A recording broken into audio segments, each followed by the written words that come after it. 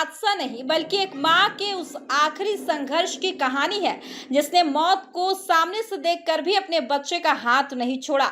मध्य प्रदेश के जबलपुर में बरगी डैम पर हुआ क्रूज हादसा पूरे देश को झकझोर कर रख दिया है। लेकिन इस हादसे में सामने आई एक तस्वीर ने हर आंख पर नम कर दी है। एक माँ जिसने डूबते वक्त अपने छोटे से बच्चे को लाइफ जैकेट में बांधकर सीने से चिपका लिया ताकि शायद उसका लाल बच जाए, लेकिन किस्मत को कुछ और मंजूर था। दोनों की सांसें थम गई, लेकिन माँ की ममता आखिरी पल तक जिंदा रही। दरअसल गुरुवार 30 अप्रैल की शाम जबलपुर के बरगी डैम में पर्यटकों से भरा एक क्रूज नर्मदा नदी में सफर कर रहा था। क्रूज में करीब 39 लोग सवार थे। लोग परिवार के साथ घूमने आए थे। हंसी मजाक चल रहा था। किसी ने सोचा भी नहीं था कि कुछ ही मिनटों में यह सफर मौत में बदल जाएगा। बताया जा रहा है कि अचानक मौसम बिगड़ा। तेज तूफान और हवाओं के बीच क्रूज अनियंत्रित होने लगी और देखते ही देखते पानी में डूबने लगा। क्रूज में सवार लोगों के बीच चीख पुकार मच गई। हर कोई अपनी जान बचाने की कोशिश कर रहा था। हादसे में अब तक 9 लोगों की मौत की पुष्टि हो चुकी है। 28 लोगों को सुरक्षित बचा लिया गया है, जबकि 6 लोग अभी भी लापता बताए जा रहे हैं। रेस्क्यू ऑपरेशन लगातार जारी है। लेकिन इस हादसे की सबसे दर्दनाक तस्वीर अगले दिन सुबह सामने आई, जब गोताखोरों की टीम ने नदी से एक महिला का शव निकाला तो सभी की आंखें भर गई।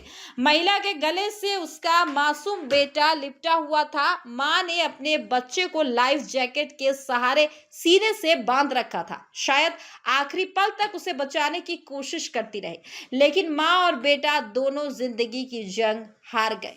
बताया जा रहा है कि यह परिवार दिल्ली से जबलपुर घूमने आया था। परिवार में पति पत्नी, एक बेटी और एक छोटा बेटा शामिल थे। इस दर्दनाक हादसे में पिता और बेटी की जान तो बच गई, लेकिन मां और मासूम बेटा नर्मदा की गहराइयों में समा गया। अब उस परिवार में सिर्फ चीखें हैं, सवाल है और वो यादें जो जिंदगी भर पीछा नहीं छोड़ेंगी। हादसे में बचाए गए लोगों ने जो बताया वो सुनकर रूह कांप जाती है। एक प्रत्यक्षदर्शियों ने कहा, जब क्रूज हिलने लगा किसी को समझ नहीं आया क्या हो रहा है।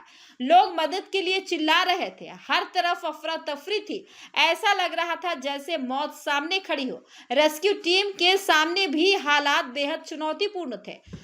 अर्धसैनिक बल की गोताखोरी टीम ने बताया कि डूबे हुए क्रूज के अंदर जगह बहुत कम थी। लोहे की नकीली छड़ों और टूटे हिस्सों के बीच अंदर जाना बेहद खतरनाक था। कई जगह हथौड़ों से रास्ता बनाना पड़ा। एक गोताखोर तो खुद अंदर फंसते फंसते बचा।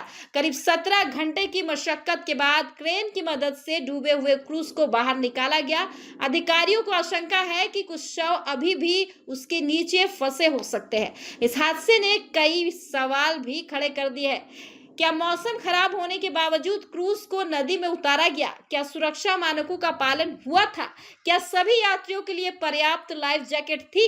और सबसे बड़ा सवाल, क्या इस हादसे को रोका जा सकता था?